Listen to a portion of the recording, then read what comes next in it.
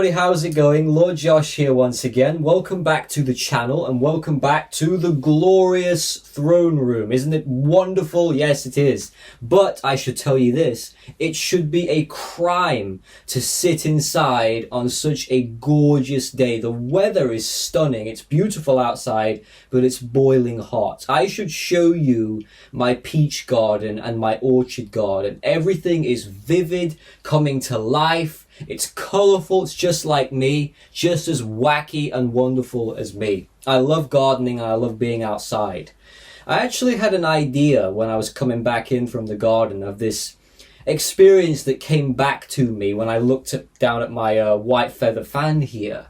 Now this is strange, this experience. I've got to share it with you. I think some of you might find it humorous, entertaining, fascinating, odd, bizarre. Hopefully all of the above. I think I'm quite good at ticking all of those boxes when I talk about various subjects relating to the paranormal and magic. I do enjoy taking people down the rabbit hole, so to speak. So I've got to take you back now about 4 or 5 years ago, during a time when my parents wanted to completely redecorate the whole house.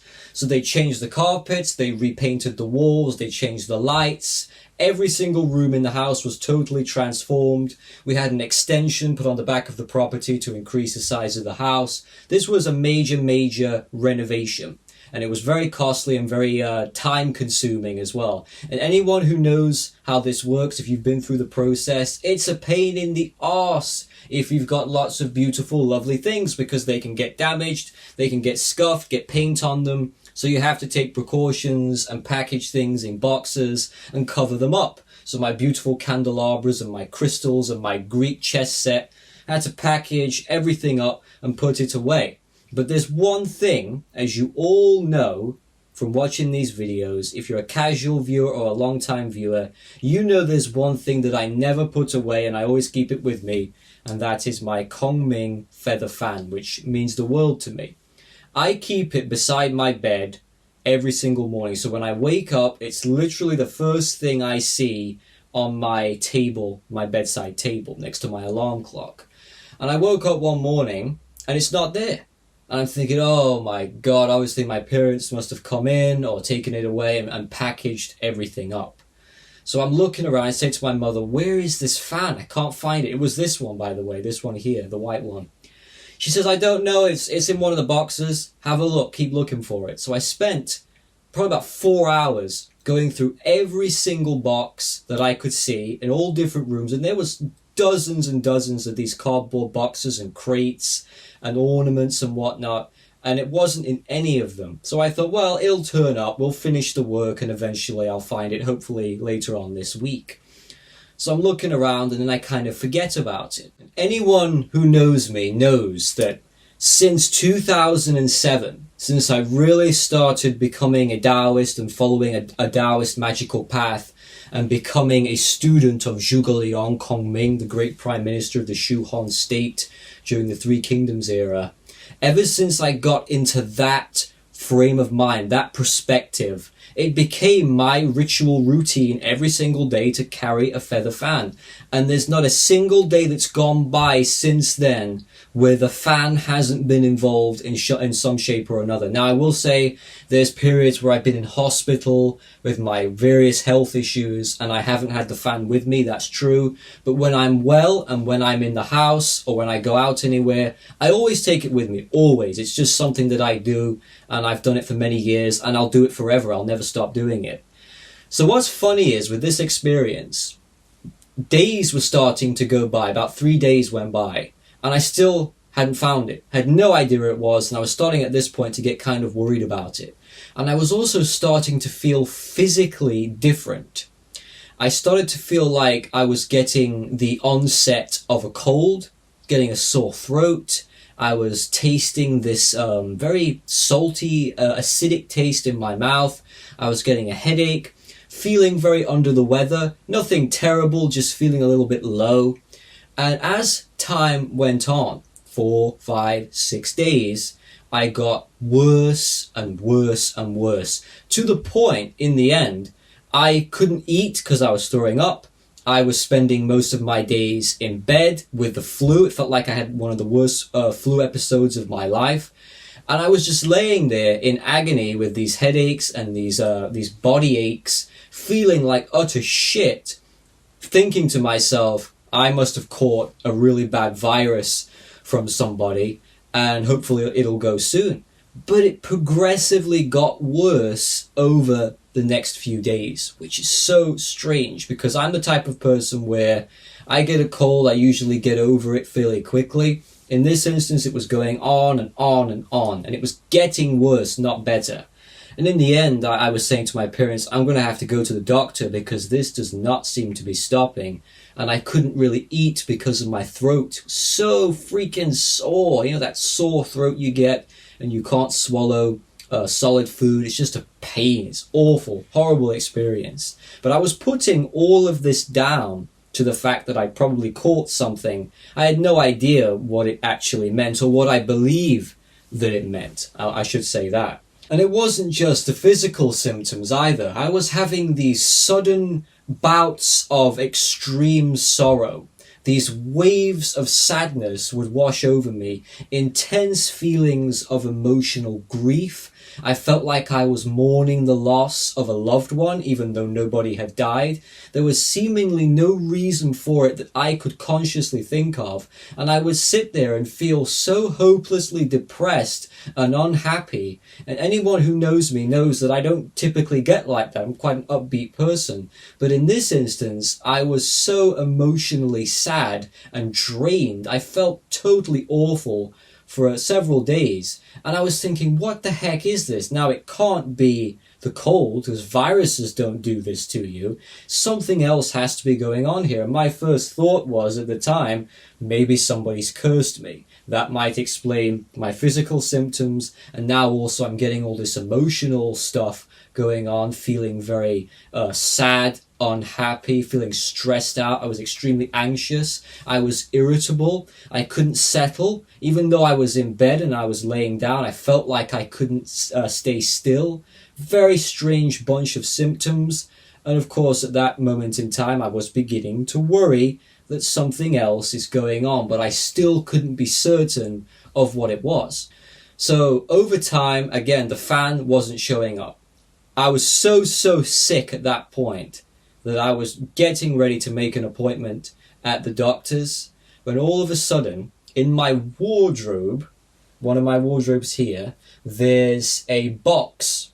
And in that box, I could see the tassel and the jade piece hanging out like this, and it stands out because it's a red tassel. And I thought, oh my god, it's my fan. It's been there the whole time. It was in my wardrobe in my throne room. This is not my bedroom, by the way. This is my throne room where I do all of my rituals, and I write poems in here, and I shoot videos in here. It's like my indoor temple, basically, where I practice majority of my indoor magic. Most of my magic is outside on the altar of the 7 stars, but when I do other things, I always do it from this room. I never practice magic in my bedroom. That's something you shouldn't do, at least in my opinion. I've had a lot of nightmarish experiences where I've worked with spirits, slept in the same room, and they've harassed me and bothered me ever since. So I do everything now in here, and I only use my bedroom to sleep in. That's it. So I didn't think to look in here, and there it was with the tassel hanging out. So I immediately went down, grabbed it, my head was killing me, and I just went to bed, laid down, and within, this is not bullshit, this is a totally true experience, within about 2 or 3 hours, I start to improve. I start to feel better physically. I start to feel like I'm getting over the virus. And then within about 2 more hours, the virus, the fever that I had a fever at the time, the fever literally breaks and disappears. And I'm like, whoa, this is absolutely crazy. This cold, this virus, whatever it was well on its way to putting me at the doctor's office to help, get some medication or get something done about this fever. But then as soon as I found the fan on the very same day, just a few hours later, the whole situation had completely been resolved. And whatever I had, the cold, the virus, had been cured.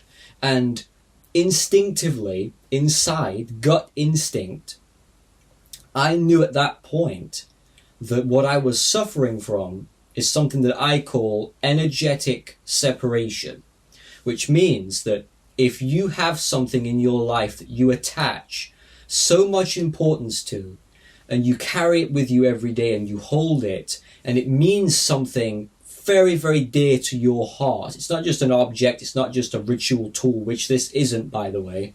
When you have something like that, and then you lose it, or you misplace it, or someone steals it, or whatever the case may be, when there's a separation, and the separation lasts for a prolonged period of time, more than a few days to a week, I believe the atoms and the molecules and the cells within the body react negatively, because I've imbued this Kunming feather fan with all of my energies for the past, 2007, so 13 years. All those years I've been working with various feather fans, not just this one, various ones.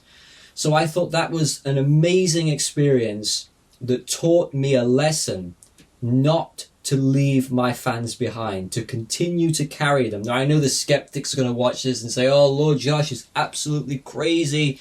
He's off his rocker, his golden rocker. He's insane. Well, here's the thing.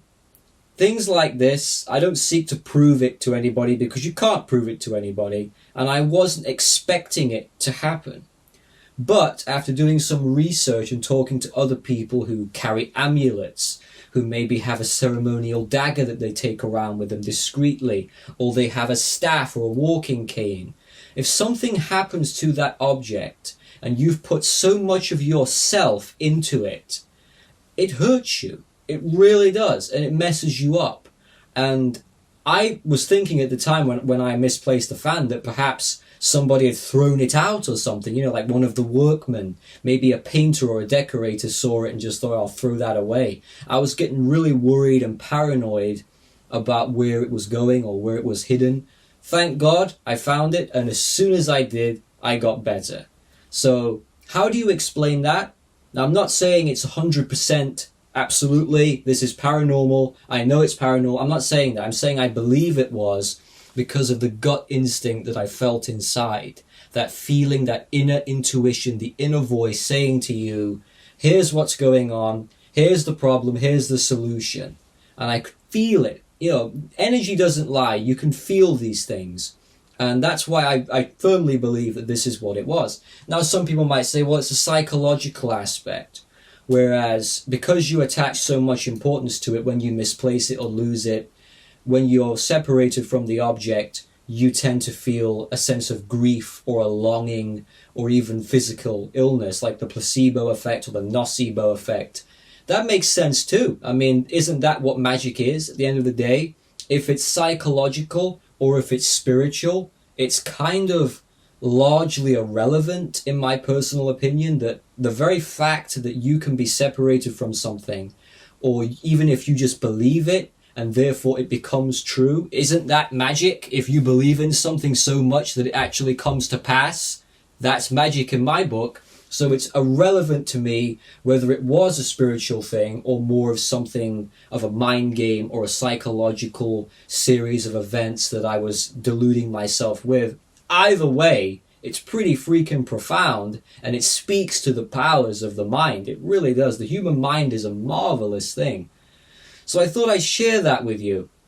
Has anybody else had anything like this? Any of my viewers? I know in the past I've mentioned a few things and people have told me about their various talismans, but I'm curious, and it might be worth trying a little experiment for me in the future. Maybe I'll put my fan away and I won't use it for a few days, and I'll see if I start to feel a little bit irritable. But then again, I suppose I'm biased at that point because I'm already going into the situation with a clear perspective. I'm expecting to feel that way. Therefore, I suppose that experiment wouldn't work and it would be in vain. But the first time this happened by total chance and accident where I lost it, that I believe was a true spiritual experience, and a very unpleasant one. Not all spiritual experiences are pleasant. They're not all good. I've had a lot of really awful ones in my time.